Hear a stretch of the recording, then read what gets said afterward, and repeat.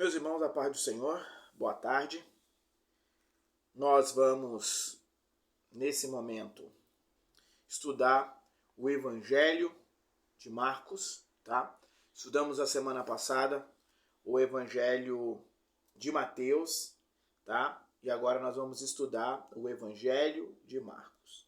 É importante já deixar claro para vocês, né, que o Evangelho de Marcos foi o primeiro evangelho a ser escrito, tá?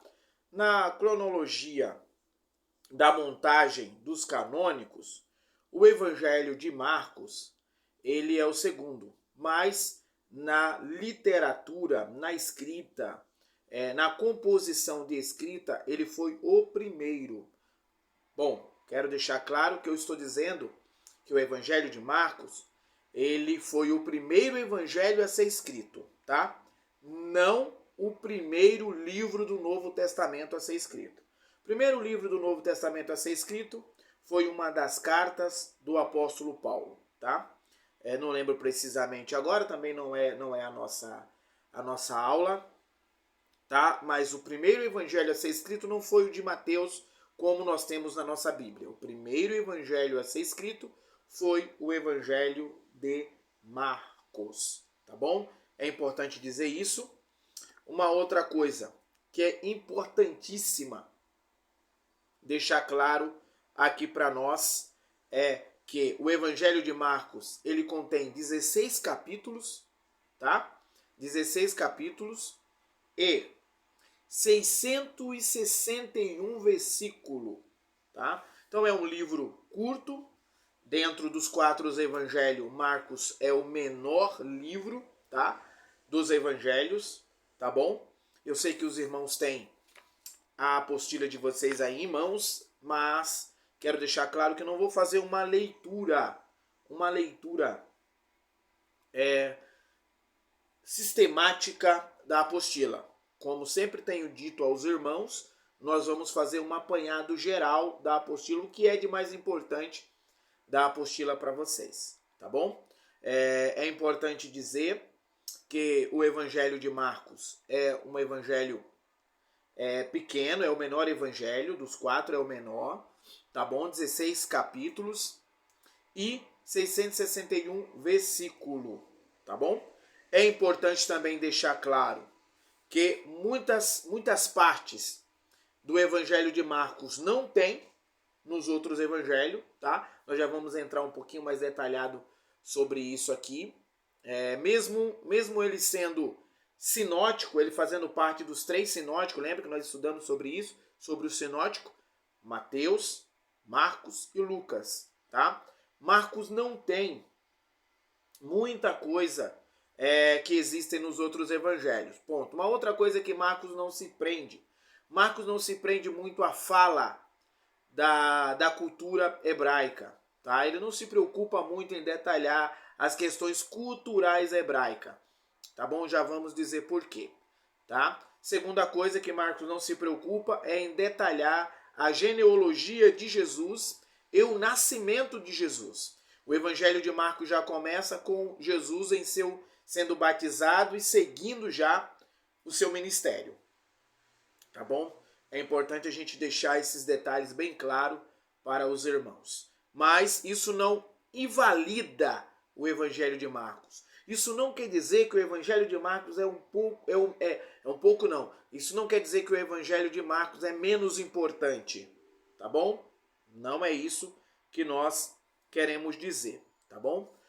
Primeira coisa, a quem Marcos escreve, tá? É importante dizer que Marcos existem 3 coisas sobre Marcos que os irmãos precisam saber. Uma é que Marcos é discípulo de Pedro, tá bom? Marcos, ele foi evangelizado por Pedro, foi ganho por Pedro, e ele ouve as falas sobre Jesus a partir de Pedro, tá bom? Por exemplo, eu tenho um livro aqui, ó, James Edward, tá aqui, comentário de Marcos, tá dando para os irmãos ver aí, ó, James Edward, tá? comentário sobre o Evangelho de Marcos, tá bom? Da editora Cheder. Muito bom. Então, o que é que o James R. Edward vai nos dizer? Ele vai nos dizer que, na verdade, o Evangelho de Marcos, né, uma ideia dele, né, por pesquisas que fez, o Evangelho de Marcos, na verdade, ele é, deixa eu ler aqui precisamente o que ele fala aqui, ó. Na verdade, o segundo evangelho era, em muitos aspectos, memórias de Pedro, tá? Então, o Evangelho de Marcos é um memorial, né? É uma fala das memórias de Pedro, daquilo que Pedro lembrava, daquilo que Pedro viveu com Jesus, tá? Então, o Evangelho de Marcos, ele classifica como memórias de Pedro, tá? Como um cronista. Marcos é um cronista que está escrevendo aquilo que Pedro viveu com Jesus, aquilo que Pedro vivenciou, né? Aquilo que Pedro, enquanto apóstolo e discípulo de Jesus, seguindo a Jesus, vivenciou, tá? Isso James R. Edward vai nos passar. Isso não tira a autoridade do Evangelho de Marcos. Pelo contrário, Marcos está escrevendo a história de Jesus, o legado de Jesus, a vida de Jesus, o ministério de Jesus, a partir de alguém que conviveu com Jesus, tá? Lembre-se da história oral, que os israelitas viviam muito disso, né? A ideia de que eles viveram, então eles passavam de pai para filho, de filho para neto, de neto para bisneto, e assim sucessivamente. E aí, os evangelistas vai tornar isso, essa história oral sobre Jesus, vai tornar essa biografia escrita, entende? E Marcos vai partir da fala de Pedro, tá? É importante que digamos isso, tá? A importância do Evangelho de Pedro, ou melhor, do Evangelho, lembrando que existe o Evangelho de Pedro, irmãos, mas ele é apócrifo, tá bom? Ele é uma leitura não canônica, ele é uma leitura que não tem autenticidade, ou melhor, ele é um livro que não tem autenticidade. Então, pastor, eu posso imprimir, baixar o Evangelho de Pedro? Pode, mas isso não quer dizer que aquilo é uma verdade. Por que ele é apócrifo? Porque ele não foi considerado autêntico. Não tem a assinatura do apóstolo Pedro, tá bom? Então, o Evangelho de Marcos, ele é escrito a partir da fala de Pedro, daquilo que Pedro disse a Marcos. Então, a importância do Evangelho de Marcos, tá? Olha só. No Novo Testamento contém pouco material que não apareça igualmente entre Mateus e Lucas, tá? Então, ou seja, Marcos tem o livro é curto, mas ele tem um pouco material, ele tem uma fala, ele tem dizeres, ele tem ensinamentos, ele tem uma biografia de Jesus que não existe no Evangelho de Mateus e no Evangelho de Lucas, tá bom? Eu quero deixar isso bem claro para os irmãos, tá? Para que os irmãos sintam-se à vontade. Uma outra coisa aqui, ó, que está no ponto, a importância do Evangelho de Marcos, no meio dos dois parágrafos aí, no parágrafo 2º e no parágrafo 3º, tem uma fala aqui, ó. Durante muito tempo não se deu a importância à teologia e a literalidade que realmente precisava para o Evangelho de Marcos.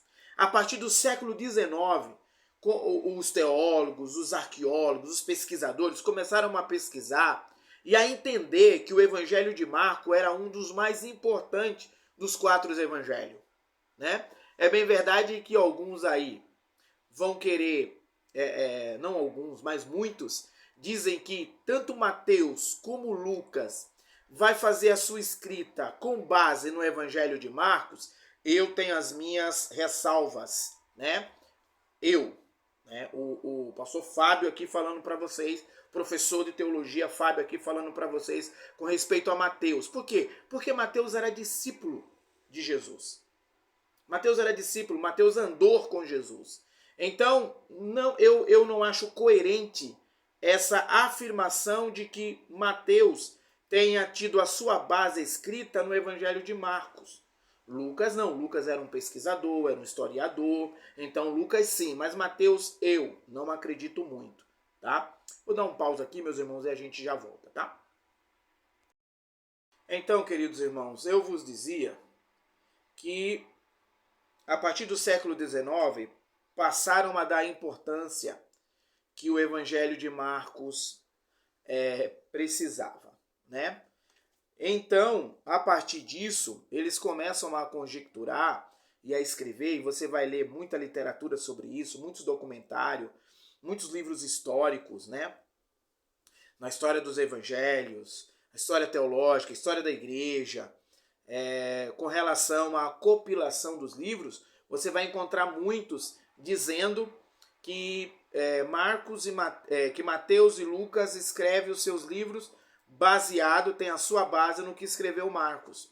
Por quê? Porque o Evangelho de Marcos é a escritura mais antiga entre os quatro. É a primeira, né? Porém, eu dizia que com relação a Mateus, eu não acredito nisso. Porque Mateus, ele era discípulo, ele era apóstolo, ele andou com Jesus, né? Então, eu acho uma ponta solta aí nessa questão. Como alguém que anda com alguém vai escrever sobre esse alguém a partir do que o outro escreveu ou do que o outro pensa. Ponto. Voltando à importância do livro de Marcos aqui, ó. Ao considerar-se assim que Marcos é um documento mais antigo que possuímos sobre a vida e a obra de Jesus, foi despertado um grande interesse por estudá-lo. Então, a partir do século XIX, já no nosso tempo, né? No tempo moderno, hoje nós vivemos a era pós-moderna, mas na era moderna, século XIX já, descobriram a importância do Evangelho de Marcos. E aí, a partir desse momento, passa a estudá-lo com mais cuidado, com mais clareza, com mais atenção, dando a ele a devida importância que ele merecia, tá?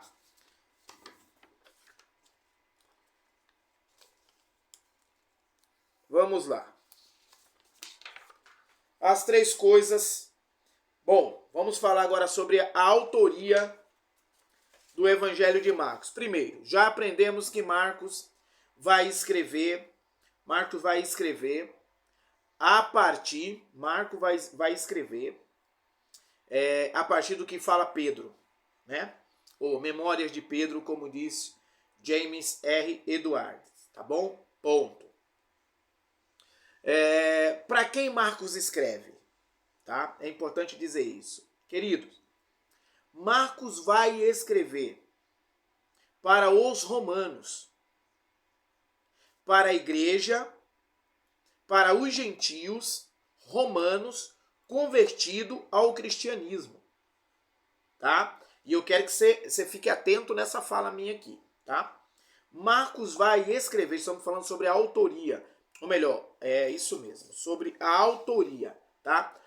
Marcos escreve, tá? Marcos vai escrever o evangelho para os romanos, tá bom? Marcos vai escrever a uma igreja que está sendo perseguida por Nero. Lembre-se que Marcos está escrevendo a partir da fala de Pedro, a partir daquilo que Pedro está dizendo para ele. A oralidade de Pedro para Marcos é o que Marcos está escrevendo, tá? Está escrevendo para a igreja em Roma, que está sendo perseguida. Por quem? Por Nero. Nero põe fogo em Roma, um pouquinho de história secular. Nero põe fogo em Roma e põe a culpa nos cristãos. Tá? E a partir daí, segue-se uma perseguição ensandecida sobre os cristãos. E é para esse grupo que Marcos está escrevendo, para um povo que está sofrendo. E aí, Marcos vai escrever o evangelho do servo sofredor. A temática de Marcos, Marcos vai apresentar a Jesus aos romanos como servo sofredor, como aquele que sofreu, mas que serviu a sua missão. Sofreu, mas serviu a sua missão. Tá? Olha aqui, capítulo 10 do Evangelho de Marcos. Capítulo 10 do Evangelho de Marcos. É importante que vocês tenham uma Bíblia aí com vocês para que vocês possam conferir, né? Não é só a fala, não é só a minha fala que é lei, a Bíblia deve ser lei. Então abra a sua Bíblia no Evangelho de Marcos, no capítulo 10, versículo 45. Porque o Filho do Homem também não veio para ser servido, mas para servir e dar a sua vida em resgate de muitos. Então Marcos vai apresentar Jesus como Filho de Deus, claro, né? Eis lá o batismo, ele escreve também o batismo em João, né? O batismo de João sobre Jesus e desce a pomba, né? Sobre Jesus, que é o Espírito Santo, símbolo do Espírito Santo. Esse é o meu filho amado, em quem me comprazo, Deus brada do céu. Esse é o meu filho. Então, Jesus como Filho de Deus. Mas a essência do livro, a temática do livro sobre Jesus, do livro de Marcos, é o servo sofredor. Tá bom? Marcos apresenta Jesus como servo sofredor. Assim como Isaías 53, que vai apresentar o servo sofredor. E você já sabe do porquê que ele vai apresentar Jesus como servo sofredor, porque ele está escrevendo a Romanos, a uma igreja convertida, a uma igreja que está sendo perseguida em Roma. Tá bom? Então nós dizíamos a autoridade, a autoria do Evangelho de Marcos. Mesmo o Evangelho de Marcos, mesmo que o Evangelho de Marcos seja anônimo, a antiga tradição é unânime em dizer que o autor foi João Marcos, seguidor próximo de Pedro. 1 Pedro capítulo 5, versículo 13. E companheiro de Paulo e Barnabé na sua segunda viagem, né? Então, vamos lá. 3 coisas sobre Marcos aqui. Foi discípulo de Pedro, evangelizado, Pedro ganhou. Parente, ele é parente,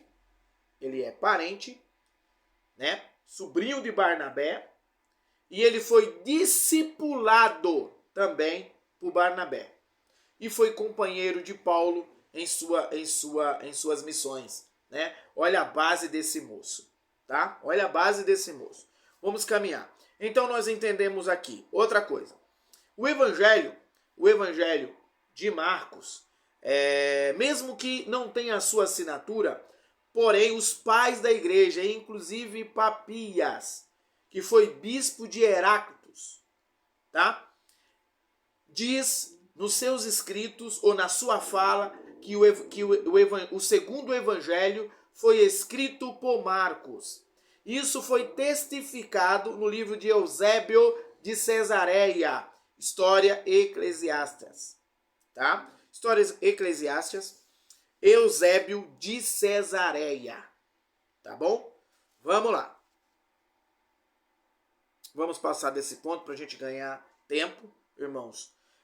Quem foi João Marcos? João Marcos era filho de uma mulher chamada Maria, tá? É unânime entre os historiadores, os pesquisadores, que essa Maria tinha uma casa em Jerusalém e que na sua casa havia a reunião da igreja primitiva. Inclusive o momento de oração que estavam orando por Pedro enquanto Pedro estava preso foi na casa de João Marcos, tá bom? João Marcos, foi evangelizado por Pedro, foi discípulo de Pedro, discipulado por Barnabé, foi feito por Barnabé um auxiliar, foi feito por Barnabé alguém que trabalhou no ministério, alguém que desenvolveu o ministério, né? Quando na sua segunda viagem de Paulo, e eles resolvem levar João Marcos, e João Marcos ali, ele desentoa né? Ele abandona e volta porque o campo missionário é difícil, e alguns historiadores vão dizer que nesse momento aí, João Marcos, ele vai voltar para caminhar com Pedro, né? Ele volta a caminhar com Pedro novamente, ponto. Então, ele é na segunda vez que eles saem para viajar e João Marcos quer ir e Paulo não deixa, Barnabé vai tomar João Marcos para consigo, tá? E vai discipular o menino, vai ensinar o menino a ser um obreiro, vai ensinar o menino a exercer o ministério. Bom, isso é tão provável que lá na frente, está aqui na apostila, não dá tempo da gente discorrer tudo, mas está aqui na apostila, lá na frente, nós vamos ver Paulo dizendo a Timóteo, olha, traz João Marcos, porque ele me é útil. Ele me é útil no ministério.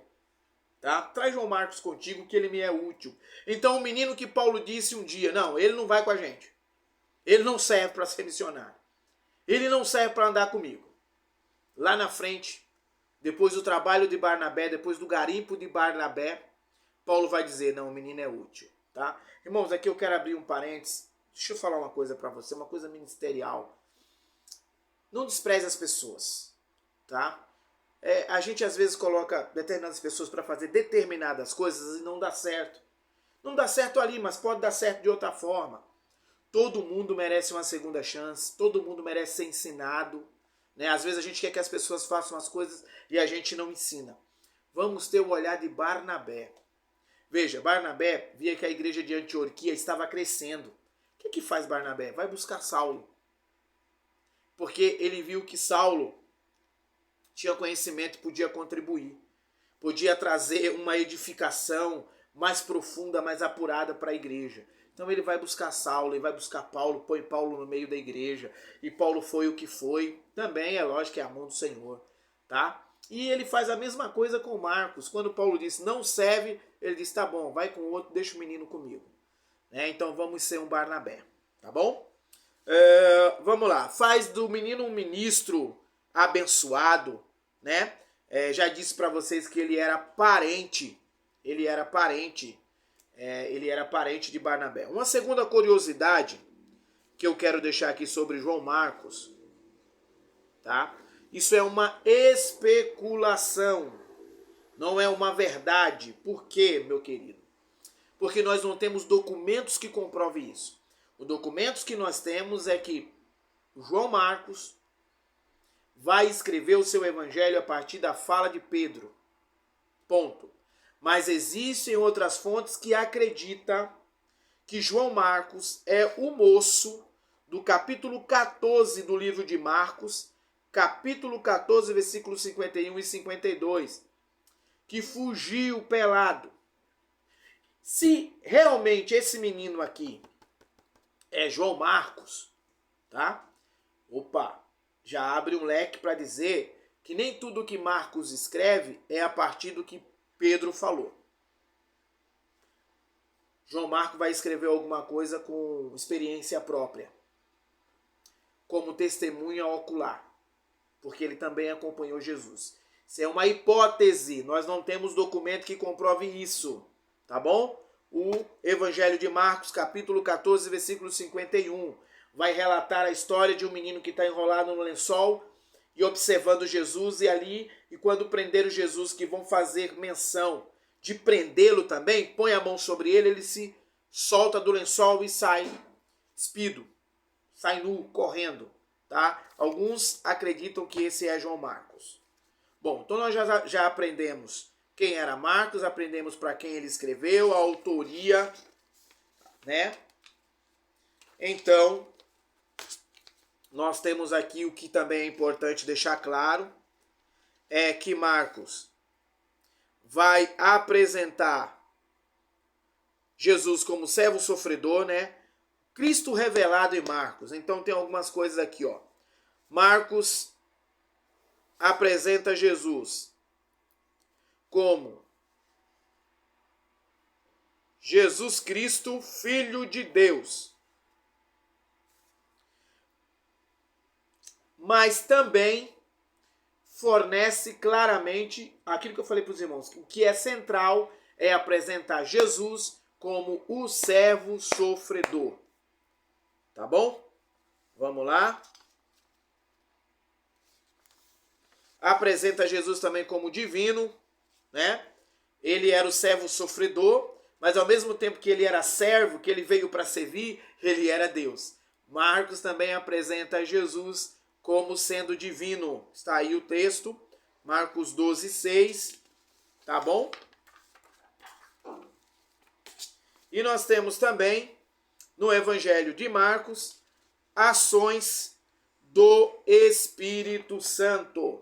O Espírito Santo, através de Jesus, vem atuar também no Evangelho de Marcos. Tá bom, meus irmãos? Eu espero que os irmãos compreendam bem a aula. Qualquer dúvida é só me perguntar. Passei para vocês o que é de mais importante.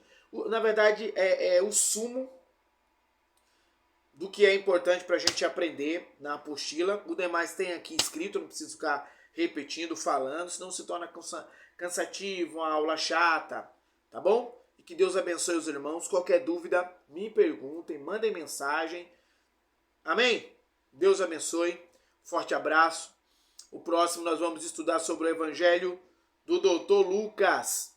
Algumas curiosidades também sobre o Dr. Lucas, tá? Tá bom? Que Deus abençoe os irmãos. Forte abraço. Até a próxima.